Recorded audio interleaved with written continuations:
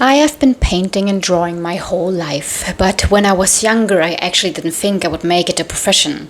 My mother and my grandmother both loved to draw, but both would call it a breadless art and move on to real jobs, namely haircutting for my grandma and car mechanic for my mother. We all pretty hands-on in my family, especially the women for some reason.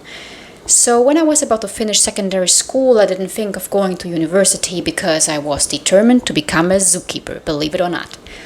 Now in hindsight, I can see clearly what a waste of my mental resources that would have been. I have so many pictures and projects inside of me, I would have been unhappy rather sooner than later. And don't get me wrong, zookeepers are cool. I wanted to be one for a reason. But I'm happy fate slapped me in the face with another curriculum vitae that I couldn't refuse at this point, and through a series of coincidences, I ended up becoming a fine artist and now a tattoo artist on top of that.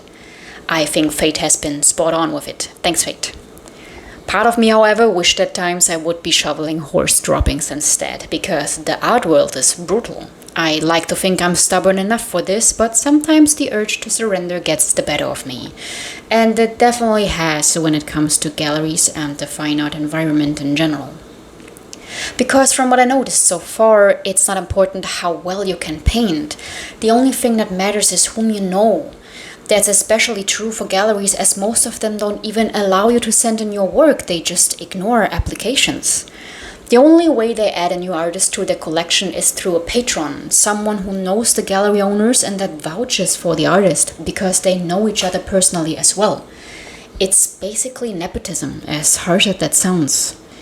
For someone like me who didn't go to university to get a degree in arts and thus doesn't have any connections in the industry, it's practically impossible to get your foot into these doors. I tried. After I finished this first body of work, I applied in every single gallery in Montreal that exhibits figurative works.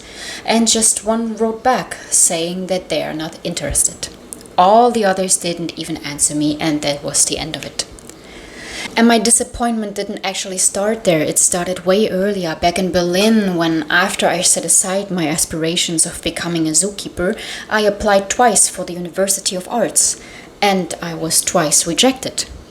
People that got approved were the ones that were edgy and shocking. I know of one who got in after he cleaned the floors of the university and sent in the dirty mop water as his application. Another one tried to aestheticize a vomit in his work. He got taken too. Someone who was just good at drawing and wanted to create something beautiful was simply too boring, I guess. Since then I have decided that I will not bother with it if it doesn't happen on my own terms. Because I will not kill myself and change my nature and the relationship to my personal work to be part of an elite that I actually don't even want to be a part of. I love painting. I'm working on another big series of oil paintings since a while, and I also already started a group of big graphite drawings. They aren't edgy, they aren't shocking, they just look neat. Well, they do have an emotional message behind them. I usually put a lot of effort into metaphors, and I love to explore the human psyche through pictures, but it's certainly not glorified vomit. Anyways, I'm doing this the way it feels right to me, on my own terms, in my own time, and with my own methods. If I have to almost prostitute myself for being recognized, then I simply don't want it. I'm very lucky to have tattooing as an actual source of income because at least there I feel I'm being valued for who I am and not for who my friends are. Sure, I could be more tenacious and try over and over again, but I don't think that's healthy, and I honestly also don't think that it's right.